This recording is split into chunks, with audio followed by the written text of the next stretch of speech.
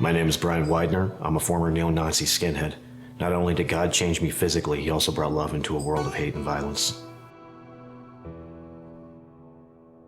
When my relative introduced me to being a skinhead, I was 14. We were called soldiers of the New Reich.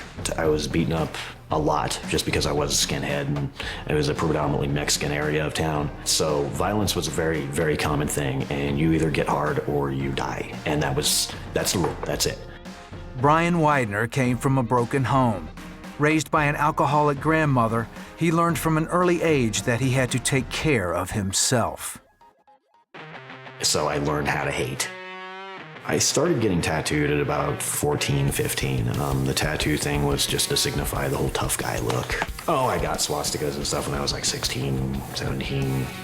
I got them more for shock value because I really didn't understand the politics behind them.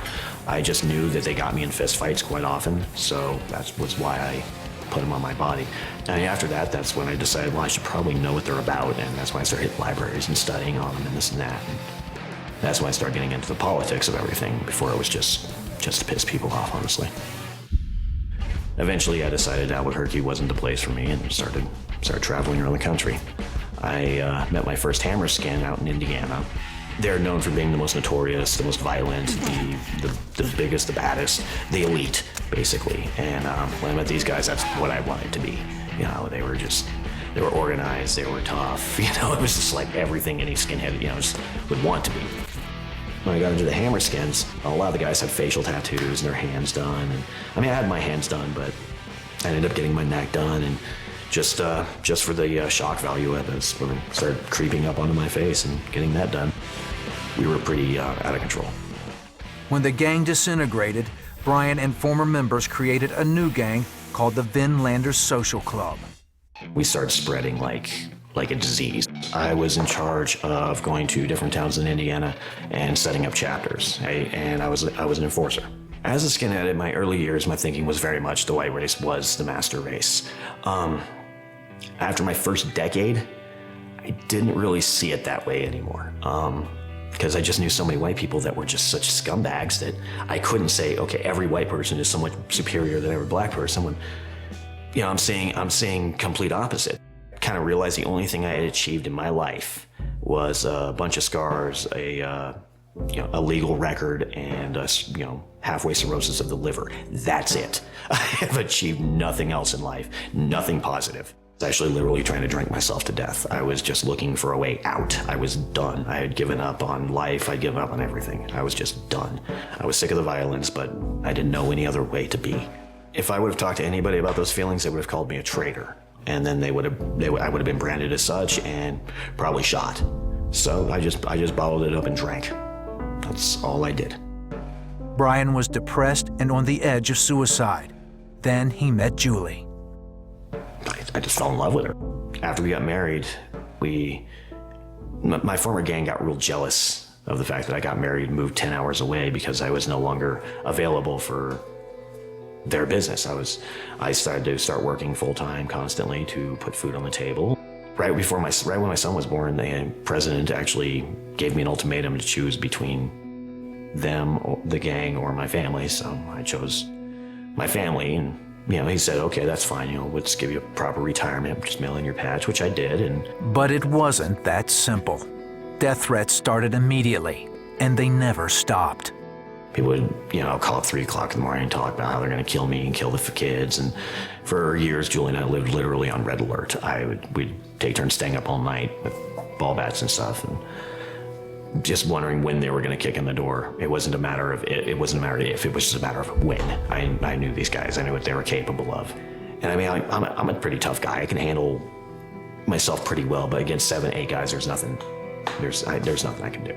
But for some reason, Julie picked up a Bible one day. It was this old German Bible that she had for years, the little antique one. Just started thumbing through it and reading it a little bit, and showed me a couple prayers, and just a couple, like a serenity prayer. I started saying that just to calm myself in the mornings, because we were just being curious more than anything. And we went down to Tennessee for Christmas one year, and my father-in-law, just to go visit him for Christmas, and my father-in-law took us to his church.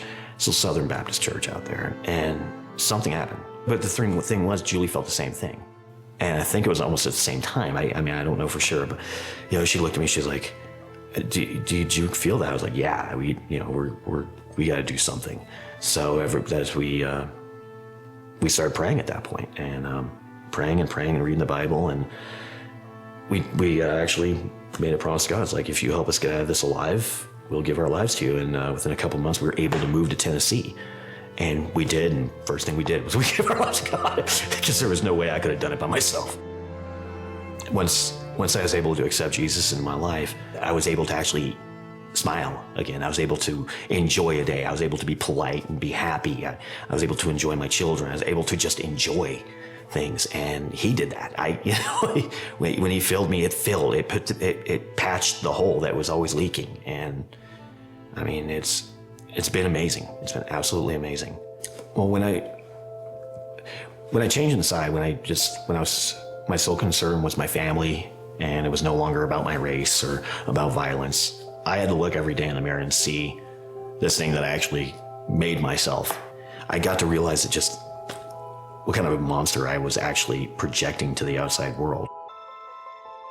With the past lingering on his face, Brian's desire to live a normal life seemed hopeless. I mean, I'd go out and try to get jobs, and nobody would talk to me. Parent-teacher conferences were always a mess. I mean, it was an absolute nightmare. And I started looking into laser removal, which was entirely just way too expensive. There was no way I'd ever be able to afford it. So I started looking at means of actually using dermal acid and burning them off my skin. And I was just gonna go ahead and suck up the burns. In a desperate move, Julie contacted the Southern Poverty Law Center. With their help, they located an anonymous donor, and Brian began a painful 2-year journey of removing the tattoos. It was absolutely amazing. We ended up doing a Q-switch laser out in Vanderbilt University. Dr. Bruchak, he had never seen anything like me before I walked through the door, because I just had so much coverage that he had never ever taken on something like that. And physically, it was incredibly painful. It took about 23 to 25 treatments, but everything that's happened has been just literally a miracle. The removal, my family is safe, we are safe. We have a beautiful home, I'm working. And it wasn't my doing. I didn't do any of this, I'm barely a high school graduate, I'm not really anything. I'm a former street kid. God has done just miraculous things in my life, and now I can finally give glory where it's due. I can finally give him the credit.